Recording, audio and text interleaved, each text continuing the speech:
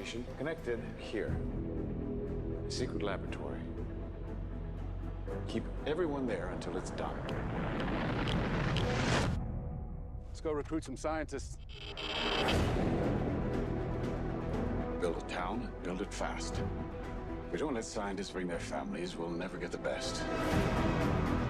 Why would we go to the middle of nowhere for who knows how long?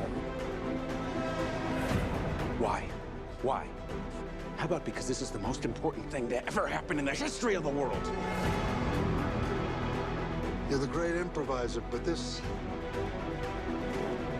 you can't do in your head. Are we saying there's a chance that when we push that button, we destroy the world? Chances are near zero. Near zero.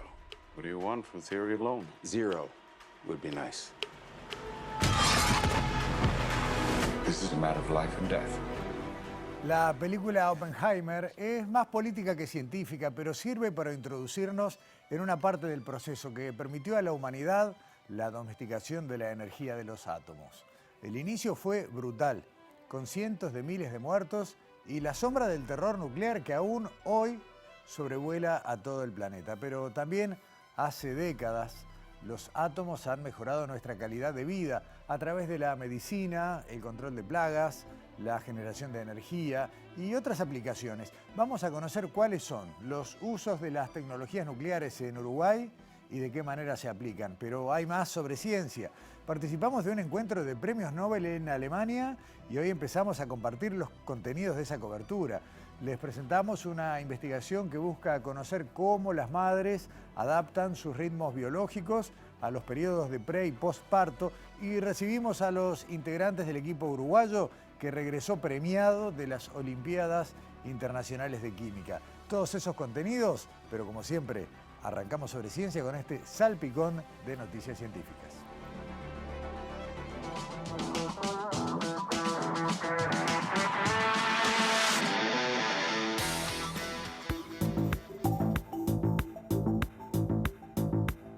Lucía Fuentes, estudiante de sexto año con opción Ciencias Biológicas del Colegio Kennedy, ganó el primer premio en el concurso regional de videos Descubramos a las Científicas Latinoamericanas que organizó la Red Interamericana de Academias de Ciencia. Lucía compitió con otras jóvenes de 8 países de la región y obtuvo el primer premio en la categoría para chicas de 14 a 18 años.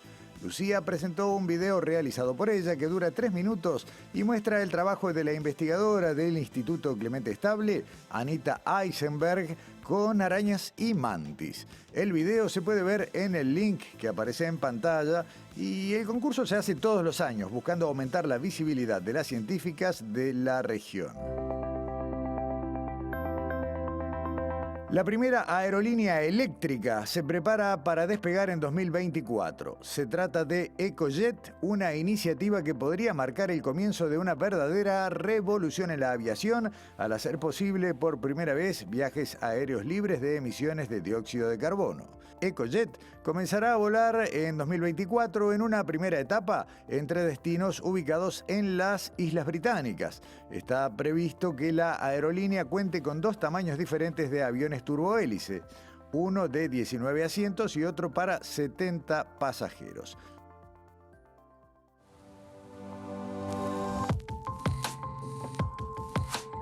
La Organización Meteorológica Mundial y el Servicio Copernicus de la Comisión Europea confirmaron que julio de 2023 fue el mes más caluroso jamás registrado. Según esos organismos, se verificaron las 3 semanas más calurosas, los 3 días más calientes y las temperaturas oceánicas más altas para esta época del año que se hayan documentado nunca. Antonio Guterres, secretario general de las Naciones Unidas, señaló que el cambio climático está aquí. Es aterrador y es apenas el comienzo. La era del calentamiento global ha terminado. La era de la ebullición global ha llegado. Climate change is here, it is terrifying, and it is just the beginning. The era of global warming has ended, the era of global boiling has arrived.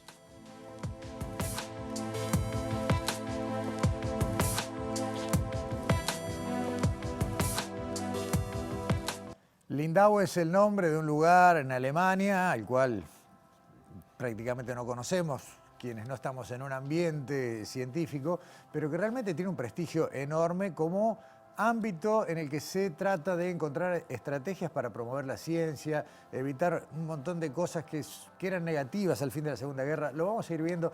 Daniela Hirschfeld estuvo en Lindau acompañando a una muestra de lo que puede ser la inteligencia humana hecha persona. Arrancamos con presentarles el lugar, la actividad y después les contamos qué trajo Daniela de allá.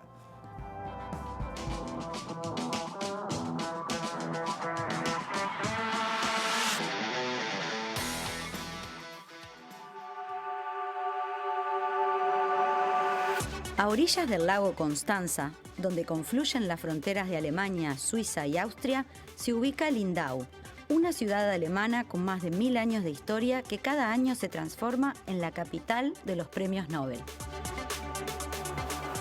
Lindau es, literalmente, una ciudad donde la ciencia está en cada esquina. Y si fuera poco, cada fin de junio se realiza en Lindau la reunión anual de premios Nobel en las áreas de química, física y medicina.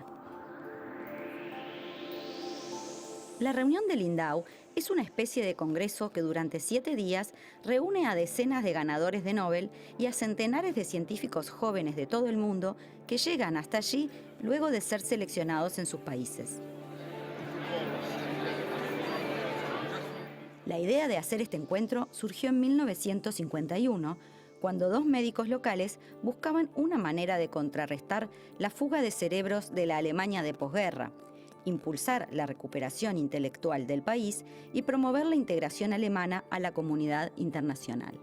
Ambos creían que la clave para lograr esos objetivos era acercarse a los científicos ganadores de un Nobel. Para eso, buscaron la ayuda de Leonard Bernadotte, un aristócrata de la zona vinculado a la familia real sueca, que es la encargada de entregar estos premios cada año. Con ese apoyo, lograron hacer la primera reunión de Lindau, que convocó a 7 laureados y a 400 científicos locales. El evento concitó gran atención de la prensa alemana y muy pronto se transformó en un evento anual que fue incorporando más científicos de renombre y más jóvenes de diferentes partes del mundo.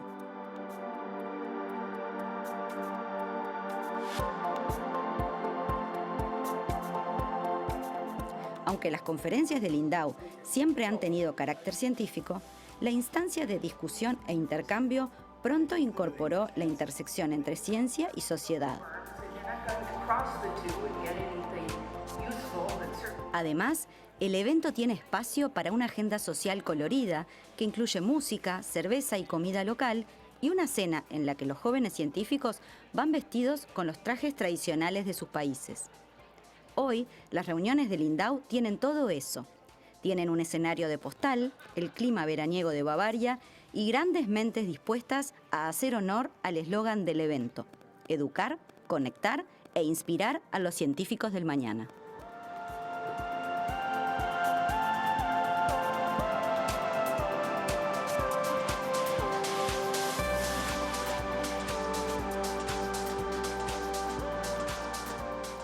Y acá la viajera, Daniela Hirschfeld, bienvenida.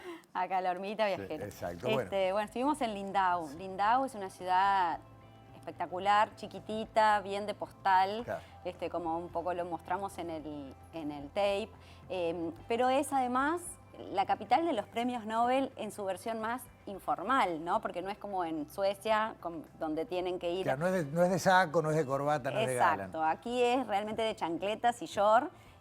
Y los premios Nobel están como en esta especie de congreso que se realiza en esta ciudad de 24.000 habitantes, que tiene muchos años de historia y que en su casco antiguo recibe este congreso donde también caminan por las calles. Claro. Este año, de hecho, hubo 39 premios Nobel, 5 mujeres y 34 varones. También, bueno, justamente la idea es que esos premios Nobel se codeen con investigadores jóvenes. Claro, haya espacios de interacción, digamos. Exactamente, sí. O sea que además de charlas una tras de la otra, hay instancias sociales muchas. Este año hubo casi 600 investigadores jóvenes y como siempre periodistas que vamos ahí a cubrir este evento, a hablar con los premios Nobel, a hablar con los jóvenes científicos, a ver lo que la ciencia está haciendo en este momento. Eso fuimos a Lindau este año. Está bien. ¿Y qué trajiste, Daniela? Trajiste cosas que no se van a agotar en el programa de hoy, además. No, trajimos un par de entrevistas a premios Nobel, que es una oportunidad interesante para, bueno, han venido premios Nobel a Uruguay y seguramente en algún momento de la vida periodística alguna vez nos podemos cruzar con algunos, pero ahí están todos juntos. Entonces, esta es una buena oportunidad. Esta vez... Los vemos, ¿no? Tenemos para ver quiénes son los que entrevistaste. En realidad, hoy vamos a ver uno. Vamos a hablar con Ada Jonas, que es, como está en esta placa, una de las ganadoras del Nobel de Química en 2009. Bien. Y la ganó con estos señores, que voy a tratar de pronunciar el nombre de este científico indio, Venkatram Rakrashian, bueno, bien, cómo se pronuncia el pobre hombre, Thomas Stites y Ada Jonas, que es la Nobel que entrevistamos en esta oportunidad. Ella tiene 84 años y en el 2009 ganó el premio Nobel junto a estos investigadores porque determinaron la estructura y función del ribosoma.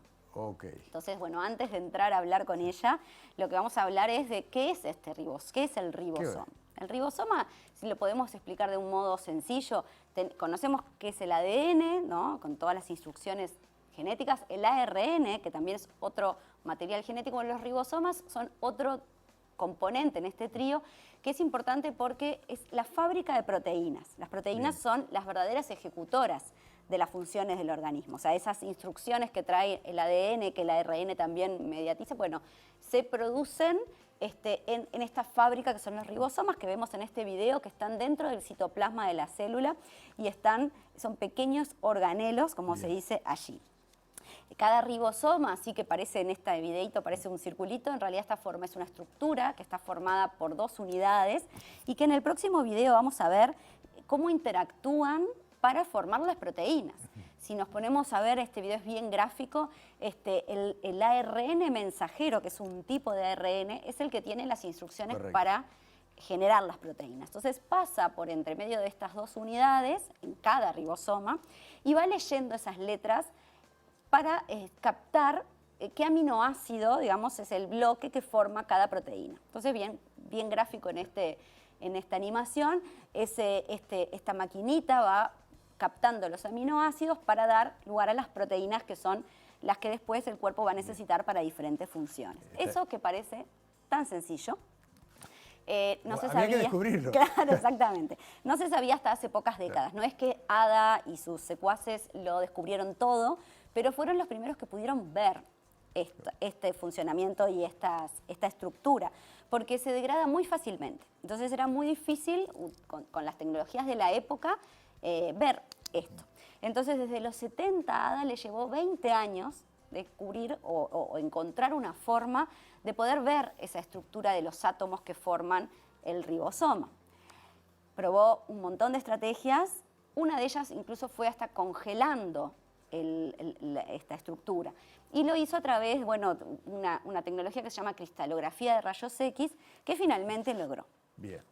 Esto que también es una historia que contamos en 10 segundos de 20 años, lo que sucedió fue que no fue simplemente ella se sentó y lo imaginó. Claro, si no dijo quiero ir por ese lado. Exactamente. Y acá entra la serendipia de la ciencia, que ya siempre lo sabemos, la casualidad. Ella tuvo un accidente en bicicleta, no pudo ir al laboratorio, empezó a leer un folletito y ahí entre osos polares y folletitos es que descubrió esta idea. Y eso es lo que nos cuenta en esta primera parte del informe.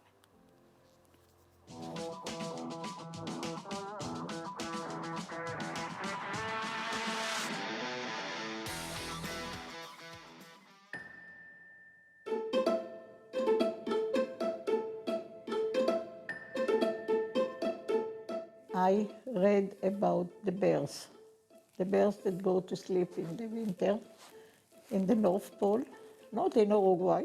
They sort of sleep during the winter, and some not exactly scientists, but amateur scientists went to the North Pole to see what happens to them when they sleep, the bears, and they found some dead ones. They took their cells And they could show very weak and very non-convincing, but they could show that the ribosomes are packed densely. And this was just written in a travel agency, how I call it, little booklet.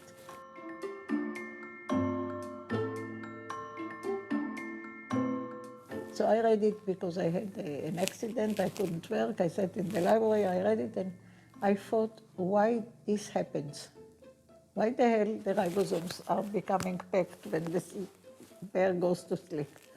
And my suggestion was that this happens because when the bear gets up, it has to live quickly to make many proteins. And if the ribosomes are not protected, they will fall apart because this is part of their existence, not to exist when they are not needed. So I thought this is the way the cells keep the ribosomes, so when the winter is over, they will have the machines of life to work. And if this is the reason, then under stress, ribosomes may be able to crystallize, to be connected to each other. But I didn't want to go to the North Pole to kill bears or to look for dead bears. I looked for other stressful conditions. The conditions that I chose were the Dead Sea in Israel. But it's Dead Sea, everything is dead there except for 2 bacteria. What I had right in the beginning, right after a year, was a diffraction pattern. And I had 12 spots out of the 2.5 million that I needed.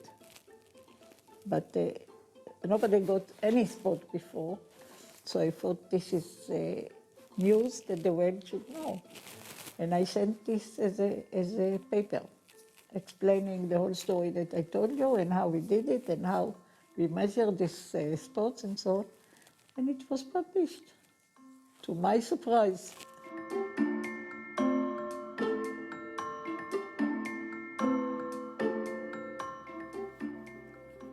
Y bueno, lo interesante es cómo el ejemplo venía de los fríos extremos y terminó encontrando respuesta en un lugar que es justamente lo contrario, ¿no? Allí en el Mar Muerto. Es verdad, bueno, de eso se trata un poco la historia de los descubrimientos como los que merecen después un premio Nobel, ¿no?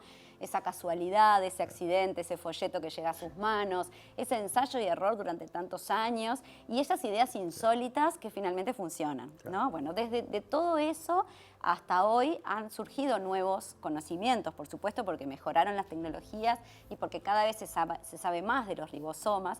Entonces, lo siguiente que le preguntamos a Ada, por supuesto, fue, bueno, ¿qué se sabe hoy de los ribosomas? ¿Para qué se utilizan? ¿Y cuáles son los desafíos que quedan?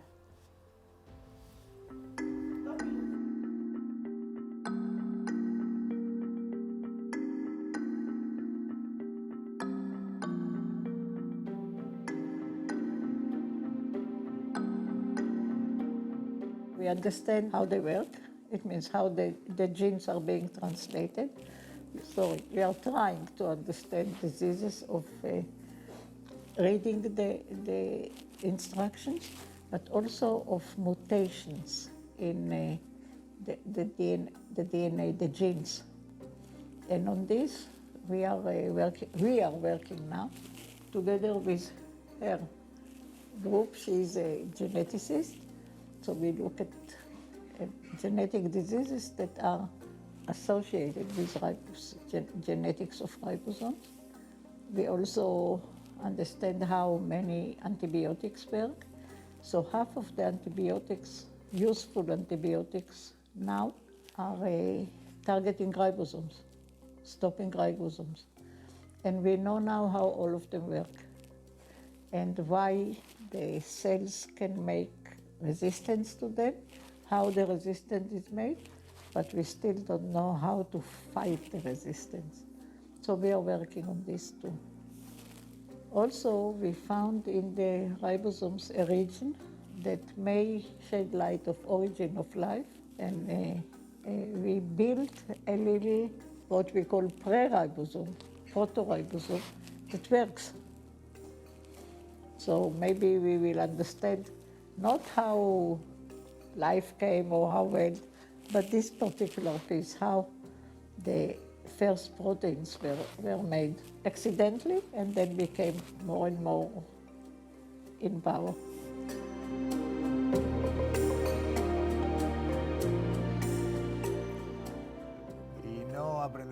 No aprenderemos cómo fue el origen de la vida, pero quién sabe, ¿no? Porque así como salió a pasear en bicicleta y llegó hasta acá, quién sabe, ¿no? Sí, bueno, vemos que a sus 84 años ella sigue activa, sigue pensando sobre todo y sigue proponiendo estos acercamientos para conocer el origen de las proteínas a través de los ribosomas, que obviamente tienen que ver con el origen de la vida. Pero una de las cosas que mencionó Ada al pasar, entre las cosas que se sabe, es el papel que pueden tener los ribosomas de las bacterias, de las células bacterianas, para entender o para tratar de combatir uno de los flagelos actuales de salud pública, que es la resistencia antimicrobiana, o sea, la incapacidad de los fármacos hoy para matar algunas bacterias que antes eliminaban y obviamente con la consecuencia negativa para la salud. En algunos casos hemos vuelto a la era pre-Fleming. Exactamente. Sí. Entonces, bueno, por supuesto le preguntamos a Ada qué espera ella, cuál es su visión, y escuchen lo que ella responde en esta última parte del informe.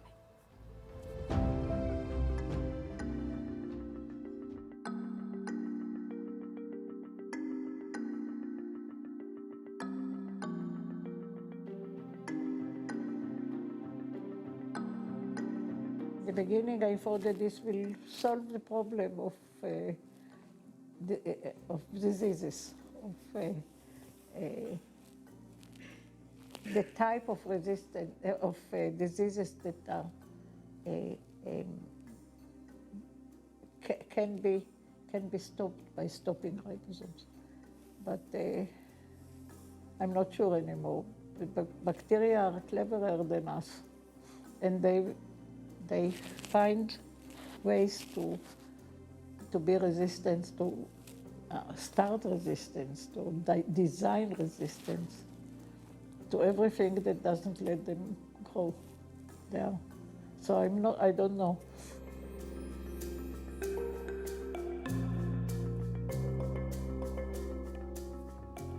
Hasta acá la conversación con Ada Ayona, Dani, y bueno, tendremos más Nobel para el próximo programa sobre ciencia. Sí, vamos a tener alguna entrevista más, y quiero destacar un poco lo que decía Ada Ayona en esta última parte, ¿no? Cuando le preguntamos, bueno, ¿qué espera del uso de los ribosomas bacterianos?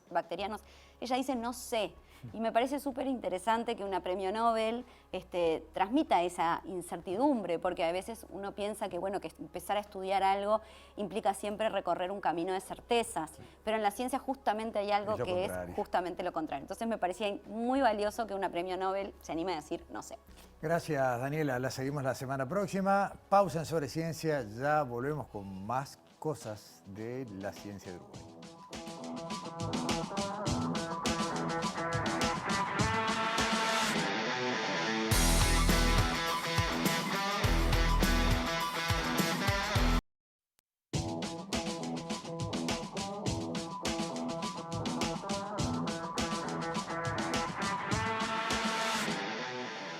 Búhos, alondras, ritmos circadianos.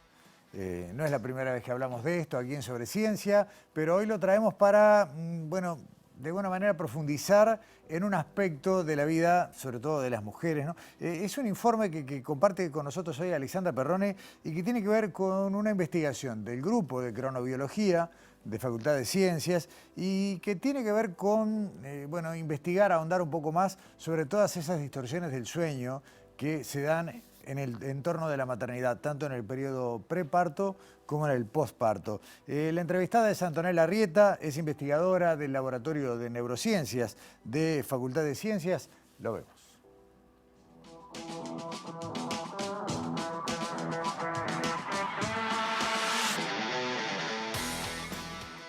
¿Cómo impacta la maternidad en los ritmos biológicos? En este informe de Sobre Ciencia les vamos a contar una investigación del Grupo de Cronobiología de la Universidad de la República que busca conocer cuáles son los cambios en el ciclo sueño-vigilia en las madres durante el último trimestre de embarazo y el primer año de vida del bebé.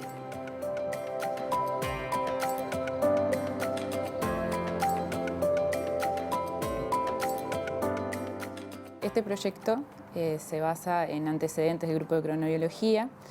El antecedente del grupo es que la población, uno de los antecedentes es que la población uruguaya es muy tardía y en la literatura se ha asociado los cronotipos tardíos, es decir, a las preferencias por realizar las actividades y la mejor performance hacia horarios de la tarde, más allá de la noche, se ha asociado a la mayor presencia de determinadas patologías cardiovasculares, trastornos del estado de ánimo, etc. Sin embargo, hay algunos antecedentes que marcan que en algunos escenarios, digamos, menos estructurados de la rutina, los cronotipos tardíos podrían tener una ventaja. Y entonces nos preguntamos, con el grupo de cronología, ¿qué otro escenario de la vida cotidiana podía representar esta característica de ser no tener estructura, ¿tá? O ser poco predecible? Un ejemplo de eso es la maternidad, ¿sí? La maternidad no es posible, la madre, la mujer va a tener que atender a las demandas de su bebé en horarios que muy difícilmente vaya a poder predecir. Entonces eso genera una desestructura de la rutina.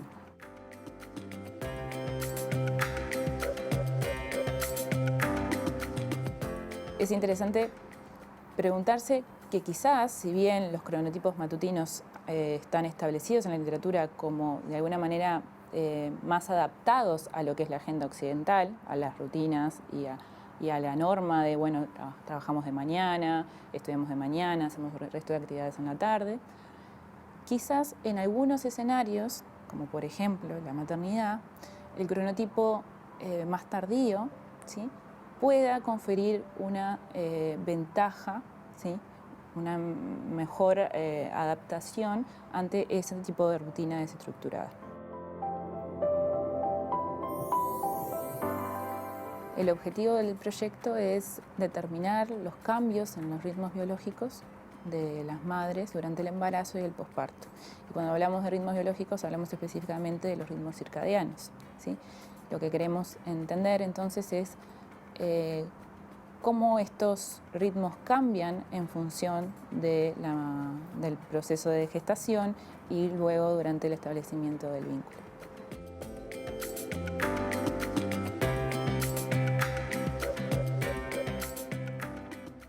Y hay un llamado vinculado a este tema y tiene que ver con que se está convocando. El grupo de científicas y científicos se está convocando a madres para ser parte de esta investigación.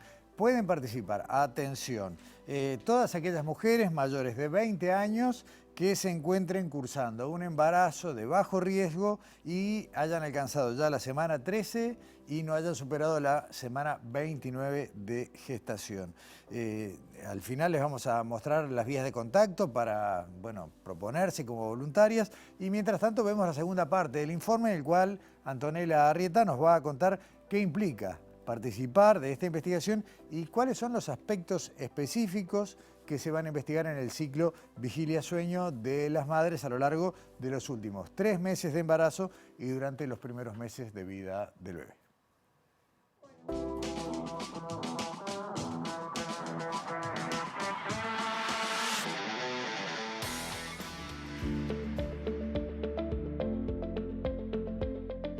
Lo que nosotros queremos estudiar en el marco de este proyecto es los cambios longitudinales en los ritmos circadianos de las madres durante el embarazo y en los primeros meses posparto, ¿sí? Hasta el año posparto seguimos a las madres. Para eso nosotros invitamos a madres, a mujeres que estén cursando un embarazo de bajo riesgo. Y lo que hacemos es, a partir de la semana 13, tener un primer contacto con ellas para comentarles cómo son las fases del proyecto. Y luego, en el último trimestre, empezamos a tomar las medidas. Las medidas consisten en cuestionarios, ¿sí? Que deben completar las madres acerca de preguntas sobre sus hábitos de sueño, ¿sí? El momento en el cual realizan actividades, en el momento que descansan. Son cuestionarios que nos habilitan a nosotros a determinar el cronotipo, es decir, la preferencia que tiene esa persona por realizar las actividades. Y además también algunos cuestionarios que tienen que ver con el estado de ánimo durante ese momento del embarazo. Luego lo que hacemos es, además de determinar eso, es tener un registro de una medida objetiva de actividad, que es una actimetría. Le otorgamos a la madre este dispositivo que es como un reloj, ¿sí? Pero lo que en realidad tiene es un sensor que mide la cantidad de movimiento y la exposición a la luz. La madre utiliza este equipo durante 14 días y de esa manera nosotros tenemos un registro continuo de su actividad. Inmediatamente después de esta medida de 14 días, pasamos a invitar a las madres a pasar una instancia en un hotel, ¿sí? Un par de horas, una noche concretamente en un hotel. Y eso es porque nosotros necesitamos tener control sobre la exposición a la luz que tiene la madre en cierto momento del tiempo, ¿sí? Y eso es porque eso nos habilita a nosotros a poder tomar luego muestras de saliva, en la que usamos después para medir melatonina y cortisol, que son dos hormonas importantes para determinar lo que va a ser el ciclo de actividad y reposo.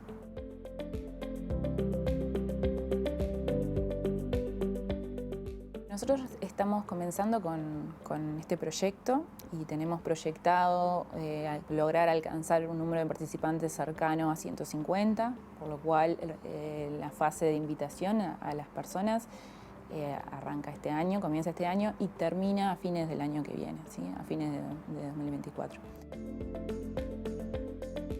Una de la información importante que puede aportarnos este proyecto tiene que ver con cómo la madre se ajusta, ¿no? De alguna manera a las demandas de ese bebé. Es decir, por supuesto que la deprivación de sueño va a generar cambios en el estado de ánimo de la madre y eso puede repercutir en el establecimiento del vínculo con su hijo o con su hija.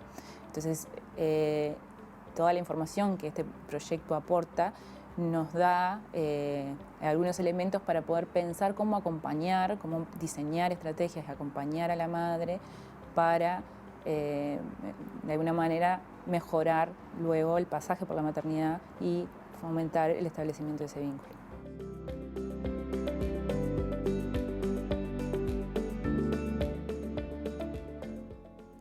Les dijimos que esta investigación estaba convocando a personas, gestantes, mamás, para participar y ahora les vamos a dar las coordenadas.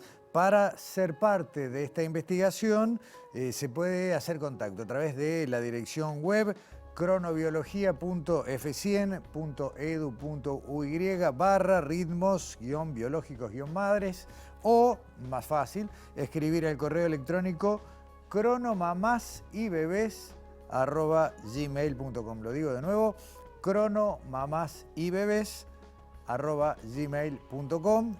Habíamos dicho los requisitos, era estar cursando entre la semana 13 y 29 de gestación.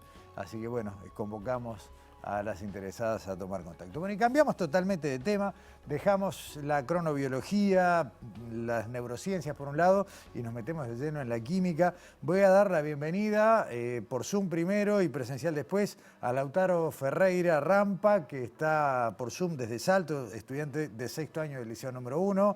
A Juan Martín García Bouza, del sexto año del Premio Universitario de Montevideo, que está acá en estudios, y a Lionel Stolovas Rotskier, de la Escuela Integral Hebrea, representantes de Uruguay en Suiza. Bienvenidos. Gracias por estar acá en Sobreciencia. Muchas gracias. No es fácil imaginarse que uno puede terminar siendo representante internacional. Uno lo asocia con los deportes, ¿no? Dice, bueno, este es bueno para tal deporte y puede terminar jugando en alguna competencia, pero hacerlo desde la ciencia es distinto, ¿no? ¿Cómo? A ver, Leonel, a vos te pregunto, ¿desde cuándo te gusta la química, por ejemplo? No sabría decir, pero, o sea, es como difícil buscar un momento en el cual uno dice, bueno, es la química, pero usualmente las disciplinas se asocian en un grupo de tareas lógicas y las ciencias, tales como la biología, la física y la química, son parecidas. Entonces, realmente creo que fue más en mi adolescencia donde estudié, o sea, empecé a tener química en el liceo y ahí fue cuando me empezó a gustar y me anoté en las Olimpiadas de Química y ahí es como...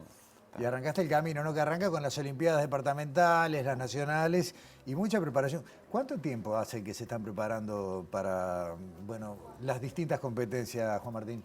Bueno, yo participé en 2021 también, pero así como para la internacional comenzó en septiembre del 2022, hace casi, bueno, 10 meses, con la departamental, como bien dijiste. Y sumo a Lautaro, que está en el Zoom, en Salto. Lautaro, vos ya habías participado en la Olimpiada Internacional del 2022, pero fue por Zoom, fue participación virtual. Sí, en 2022 tuvimos la Olimpiada organizada por China, pero fue en forma remota, así que este año fue mi primera real experiencia de Olimpiada Internacional, por así decirlo, con todo lo que ello conlleva. Y está bueno porque son una buena selección, ¿no? Vienen de lugares distintos del país geográficamente, de distintos centros educativos. Ahí, y se los pregunto a los tres y conteste quien quiere, ¿hay profesoras o profesores que tienen que ver también con este gusto de la química o con esta posibilidad de entenderla mejor? Bueno, yo siempre agradezco a Marta Baudo, que fue mi primera profesora de química a la que me dio una chance de meterle en serio a la química, que sin duda los profesores que motivan a los alumnos son los responsables de que estemos acá. Creo que puedo hablar por los tres, porque sin duda que es un profesor que te motiva, es lo que hace que vos te quieras presentar a una olimpiada de esa materia. ¿Te implicaron muchos kilómetros estos, Lautaro, de venir a Montevideo más de una vez y, bueno, moverte de otra manera, teniendo en cuenta que Salto está bastante lejos de la capital? Bueno, sí, sin duda que ha sido quizás un esfuerzo extra el tema de transportarme hacia Montevideo para los entrenamientos, pero he de agradecer al programa de la Olimpiada Uruguaya de Química y a los profesores porque han hecho todo el proceso mucho más fácil para mí, organizando instancias virtuales, facilitándome en muchos casos las cosas, teniéndome en consideración por el hecho de ser del interior. Y también, bueno, la organización departamental de acá de Salto de las Olimpiadas de Química por haberme facilitado el tema de los pasajes, lo cual hubiese conllevado un gasto mucho más grande y bueno. Está bien. Mientras hablabas veíamos entre tantas imágenes el momento en el que te cuelgan la medalla de bronce, Juan Martín. ¿Uno cuando empieza esto va pensando voy a venir con un premio? Nunca, realmente nunca, porque o sea, somos un país que, como todos saben, somos muy chiquitos y así lo que es inserción en el mundo nos cuesta a veces y el entrenamiento que nos dan los profesores es excelente, pero obviamente es limitado en el tema de los recursos que tenemos. Entonces claramente uno va y ya con ir, yo siempre decía, es clasificar y punto, ir a la experiencia es increíble y después traer una medalla fue una cosa que nunca me pude imaginar. Es más, cuando me nombran, yo no estaba ni prestando atención y me tuvieron que avisar Leonel y Lautaro que tenía que pasar porque no me había dado cuenta. Leonel, una Olimpiada de Química, a diferencia de otro tipo de eventos, o una Olimpiada científica de este tipo, tiene una parte de competencia, pero también tiene mucho de aprender, ¿no? Recorrieron lugares, visitaron laboratorios. ¿Qué más había, además de bueno, dar exámenes, digamos? Bueno, aparte de los paseos que conocimos, o sea, ninguno de los tres conocía Suiza, entonces conocimos Zurich, que fue la ciudad anfitriona, también conocimos Berna y Lucerna, pero no solamente conocer los lugares geográficamente, sino que fue charlar con gente de distintos países, eran 88 países además de nosotros, que tuvimos contactos, y además fue ver laboratorios, ver las universidades, conocer qué planes de estudio tienen, que también es como el lado B del viaje. Yo voy a empezar a decir ahora, y después lo voy a repetir al final, que ya están abiertas las inscripciones para empezar de nuevo el camino que hicieron ustedes, ¿no? En este caso son las 27ª Olimpiadas Uruguayas de Química, se van a disputar el 9 de septiembre y la web es ouq.weebly.com. Ahí está toda la información y también los formularios de inscripciones. Después lo voy a volver a repetir al final, pero acá hay un paralelismo. Si ustedes hubieran ido a competir por un deporte, también hubieran tenido que entrenar mucho. ¿Acá dejaron fines de semana, por ejemplo? Sí, o sea, creo que los sábados casi todos del año. O sea, algunos al principio no, pero en mayo y junio casi todos los sábados estuvimos en facultad. Después estuvimos mucho tiempo, en todas las vacaciones de julio que estuvimos acá, estuvimos en facultad. Y jornadas que son desde 8 de la mañana hasta a veces 5 o 6 de la tarde. Que también agradecer a los profesores que nos dan esas jornadas, que van un sábado a seguir trabajando, digamos. Claro, esto, por eso me gusta hacer la equivalencia, porque a veces dicen, bueno, tal persona se destaca en un deporte y cuánto sacrificio, ¿no? De entrenamiento, y acá es lo mismo, es un entrenamiento, cambia la parte del cuerpo que se entrena, en todo caso, pero no más que eso. Lautaro, a vos esto, y después le voy a preguntar lo mismo a Juan Martín y a Leonel, ¿te marca un camino a futuro? ¿Vos pensás que a partir de esto hay como un sendero profesional o científico, o es simplemente algo más que pasa en tu vida y no es un destino a seguir? Creo que en mi caso, sin duda, va a marcar un antes y un después. Creo que, bueno, gracias a las Olimpiadas de Química he podido decidir el rumbo de mi carrera por la química. Así que, bueno, sin duda esta experiencia me abre millones de puertas, tanto dentro del Uruguay como fuera. Y bueno, la verdad es que todo lo que he aprendido en estos años gracias a las Olimpiadas de Química, estoy seguro que me va a servir y lo voy a recordar durante toda la vida. ¿Leonel? Creo que me pasa exactamente lo opuesto a Lautaro en el sentido que me genera más incertidumbres. O sea, yo estoy en quinto de liceo y no tengo ni idea de qué quiero hacer con mi vida. Así que está. Está bien. ¿Y en tu caso, Juan Martín? Bueno, a pesar de que no me voy a dedicar 100% a lo que es la química, obviamente que esta instancia en la que bueno, competimos y conocemos gente me hizo reforzar algunas cosas que sí tengo claras respecto a mi carrera, como bueno, no achicarnos como país chico, que eso es importantísimo, o sea, no achicarse es re importante. Después me gusta mucho conocer lugares y conocer gente, que eso también capaz que no tanto quedarnos en el molde, así que no me ayudó tanto a decidir la carrera, pero sin duda que sí me ayudó a ver tipos de cosas que quiero hacer en el futuro. Antes de entrar en el último minuto de la nota, hay algo que quiero decir, y es que si uno mira entrando a la página de la Olimpiada y mira el ranking de todos los participantes, hay países que uno esperaría haber encontrado adelante de Uruguay por lo que es la inversión en el sistema educativo, por trayectoria, por prestigio, y de América del Sur solamente Argentina y Brasil, y es obvio, esperable por la cantidad de gente, tuvieron estudiantes que aparecen un poco más arriba, pero después hay algunas. España creo que terminó atrás de Uruguay, o sea, no había ningún... Y estamos hablando de otras estructuras, lo cual habla muy bien del laburo de ustedes, del laburo de quienes los acompañaron, de los mentores y de nuestro sistema, ¿no? Que siempre termina destacándose de alguna u otra manera. Nombremos a quienes los acompañaron allá en Suiza, por favor. Bueno, a Santiago Rostán y a Sebastián Martínez, que sin duda fueron dos apoyos incondicionales, corrigieron nuestras pruebas, nos ayudaron y nos guiaron durante todo el proceso. La verdad, muchísimas gracias, sin duda. Y también agradecer a las coordinadoras del programa, a Lorena, Virginia y Gustavo, que hicieron posible que viajáramos también, y a todos los profesores del programa que nos estuvieron apoyando todos estos meses. Sin duda, muchísimas gracias. Y seguramente todos los que nombraste, todas esas personas están ya trabajando para empezar de vuelta, ¿no? Lo que decíamos, ¿no? La Olimpiada Uruguaya y todo lo demás. Así que excelente. Leonel, en el último minuto, primero que nada, las felicitaciones para los tres. Y dos, ¿te vas a volver a anotar? ¿Vas a volver a hacer el círculo? Hay que pensarlo. Pero lo recomiendo completamente. O sea, eso es lo que creo que todos tenemos que probar. Si nos gusta la química, creo que es importante. ¿Vos, Lautaro, ya con dos te quedas hecho o terminás además el liceo este año, no? Sí, igual vamos a ver, porque existen posibilidades todavía que pueda llegar a participar del año que viene. Pero bueno, eso lo veremos más adelante. ¿Y Juan Martín, vas a ir con la medalla a empezar de nuevo el ciclo? Si tengo la oportunidad, sí, lo haría 1000 veces y recomiendo a todas las personas que le tienen un poco de miedo, se animen 100% porque parece difícil y es difícil, pero es totalmente posible y si trabajás y le dedicás, es una recompensa que es increíble. Es maravilloso. ¿De cuántos países dijeron que había gente? 89. Qué maravilloso. Digo, las carpetas de fotos y videos son alucinantes, ¿no? Y está bueno el intercambio con todas estas culturas. Lautaro Ferreira desde Salto, Juan Martín García, Leonel Stolovas, muchas gracias. Felicitaciones para ustedes por habernos representado en las Olimpiadas de Química en Suiza. Y una vez más, las inscripciones abiertas a la 27ª Olimpiada Uruguaya de Química en la dirección ouq.weebly.com. Ahí están los formularios, la información es el 9 de septiembre y escucharon a los tres, ¿no? Vale la pena hacer el intento. Muchas gracias por estar en Sobre Ciencia y pausa y ya volvemos.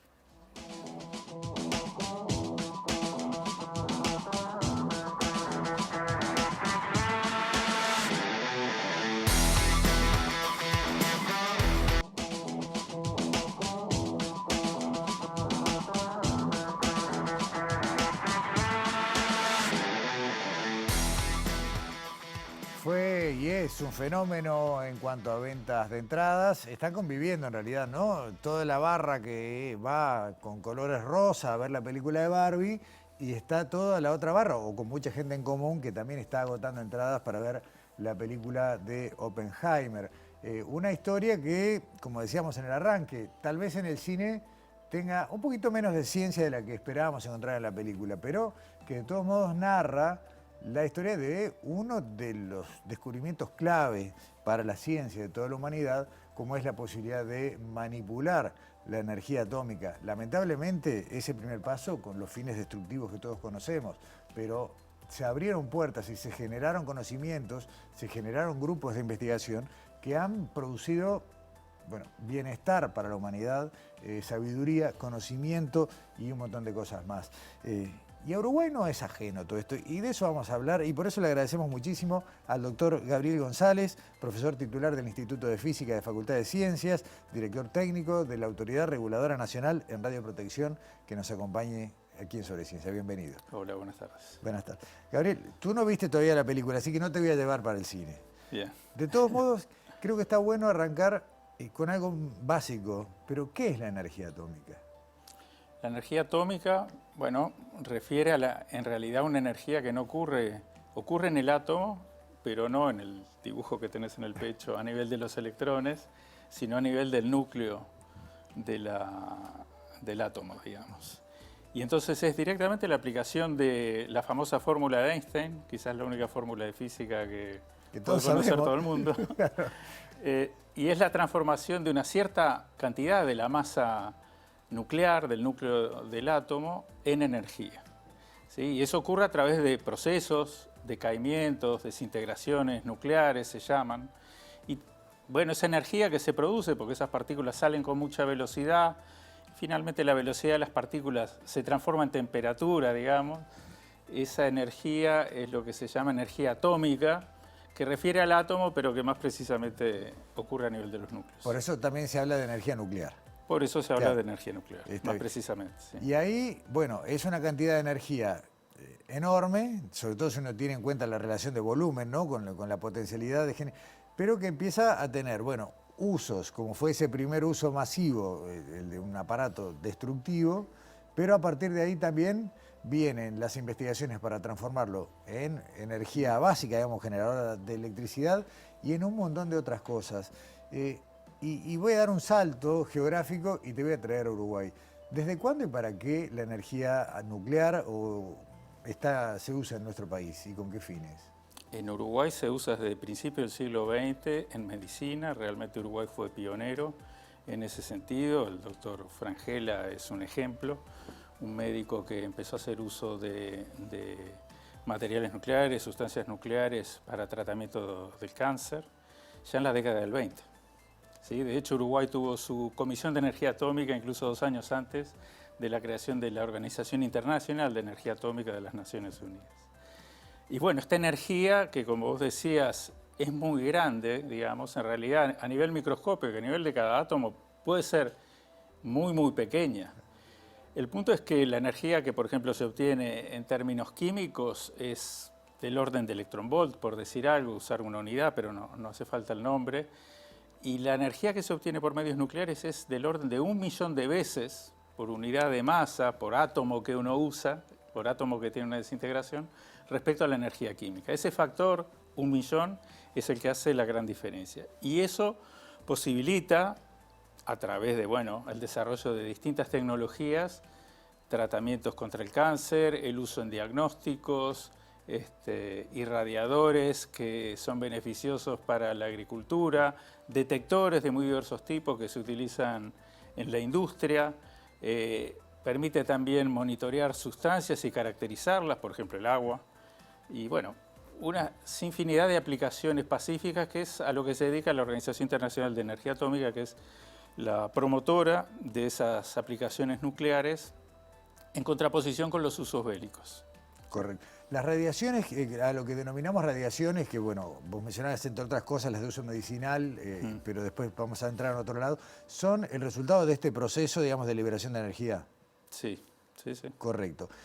Y hay huellas, ¿no? Vos hablabas, por ejemplo, de la identificación del agua. O sea, a partir del conocimiento de estas radiaciones podemos identificar cosas que de otra manera serían exactamente las mismas. Sí, digamos, cada material tiene una característica propia de cantidad de átomos que pueden o no eventualmente producir radiación, y eso es una especie de nombre, segundo apellido que lo identifica en forma unívoca, ¿sí? En Viena, que es donde está la sede de la Organización Internacional de Energía Atómica, hay un laboratorio que tiene muestras de agua de infinitos lugares del mundo, ¿sí? Que son precisamente caracterizados simplemente por su contenido de radioisótopos, o sea, de átomos que eventualmente producen radiaciones nucleares, o de isótopos, que eventualmente pueden no producirlas, pero que son núcleos que tienen un peso diferente al material que usualmente, bueno, se conoce con el nombre del elemento que sea, ¿no? O sea que hay una manera de identificarlo simplemente a través de... ¿Vendría a ser el ADN de la materia? Digamos, sin abusar del nombre ADN, pero correcto. Sí. Pero en cuanto a esa capacidad de ser una herramienta de identificación muy precisa, sí. Sí, en el agua, por ejemplo, eso ocurre. Está bien. Y ya que hablamos de agua, te traigo a las noticias de hoy prácticamente, o de estos últimos días. Sé que no tiene que ver con el agua, pero estamos hablando de una zona costera. Mucha gente quedó sorprendida con una investigación que se hizo en la zona del Centro Universitario de la Región Este, fundamentalmente en la sede Rocha, y que habla de altos niveles de radiación en las arenas, no sé si altos, niveles anormales en todo caso, o superiores a la media, en las arenas de Barra de Balizas y Aguas Dulces. ¿Qué es eso? Bueno, por un lado, está bien relativizar la palabra alto, y por otro lado, relativicemos también la palabra normal. ¿Sí? Bien. Porque, digamos, esta es una noticia recurrente que sale cada tanto. Digamos, yo creo que desde la década del 50 esto se está midiendo en distintos lugares, en la costa, en arenas oscuras. La presencia de materiales pesados, en tierras oscuras, en rocas muy densas, eventualmente tiene siempre una componente de radiación que es natural. Y lo que ha ocurrido recientemente, y rescata el diario La Nación, pero también La Diaria ha sacado la nota original, claro, fue en La Diaria, claro. Muy bueno.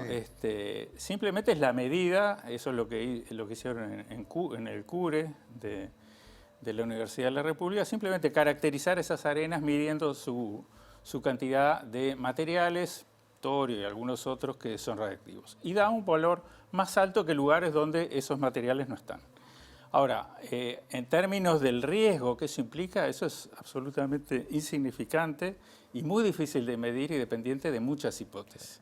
Pero por decir algo, valores que se citan en esos artículos son equivalentes a la misma dosis o al riesgo que implica sacarse una placa por año de tórax, o viajar 4 veces en avión, que uno por estar a una cierta altura recibe más rayos cósmicos, que también tiene radiación, o vivir, yo qué sé, a 500 metros de altura, como se puede vivir en el Cerro Montevideo, que estamos un poquito más altos, recibimos más ultravioletas, un poquito más de rayos cósmicos.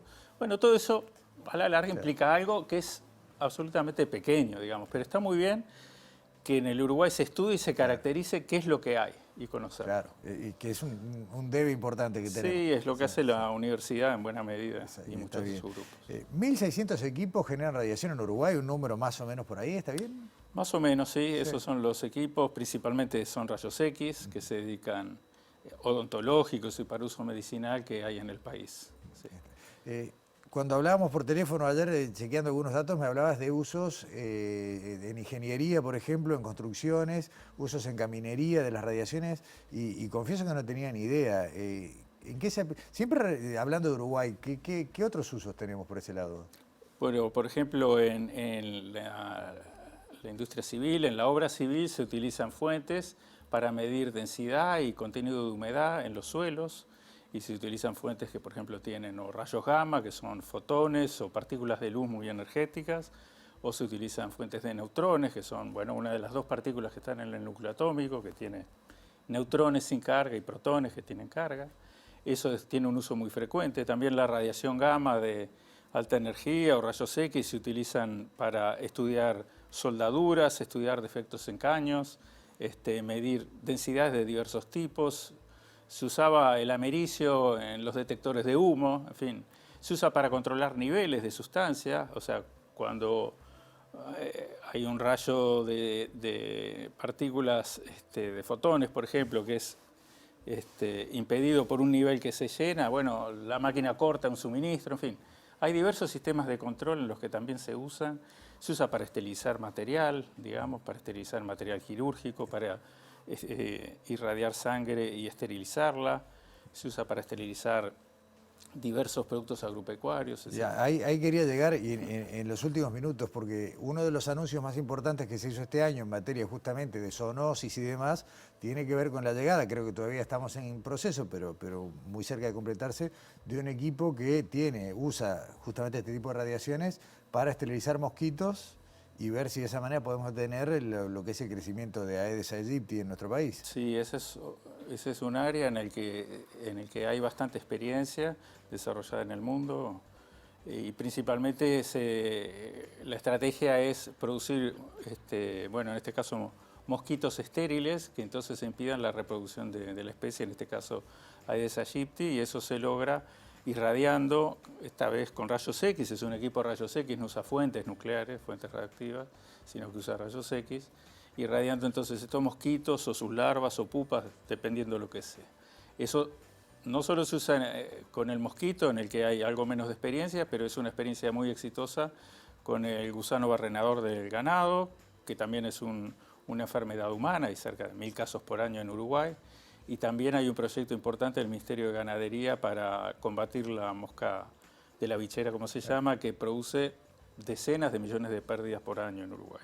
Así que bueno, es un ejemplo muy elocuente. Y corregime si me equivoco, es la mosca de la bichera la que tiene el objetivo de grandes instalaciones que hay en Panamá, que han evitado que pase desde hace muchos años a América del Norte, ¿no? Es ese tipo de técnica. Sí, efectivamente, ¿no? En América del Norte y en México fue usado muy exitosamente y después ese proyecto se corrió también hacia América Central y finalmente en Panamá hay una instalación con irradiadores, ¿sí?, que pueden ser con fuentes radiactivas o pueden ser irradiadores de rayos X, dependiendo de lo que uno busque, digamos, que logran el mismo fin, que es producir un animal estéril que después se propague y en la época de procreación finalmente combata la procreación de la especie que sea. Y lo cierto es que desde hace décadas que esa especie ha sido prácticamente erradicada del norte del continente con este uso de la energía. Sí, por un lado es el uso de la energía y por otro lado también implica estudios muy cuidadosos y detallados de, por ejemplo, el ADN y las distintas variantes que hay de la misma especie, de la mosca de la fruta, del gusano barrenador, del Aedes aegypti, porque digamos uno quiere eliminar una cierta especie, pero no quiere alterar otras, ni quiere introducir otros bias, ¿no? Así que hay estudios muy multidisciplinarios al respecto.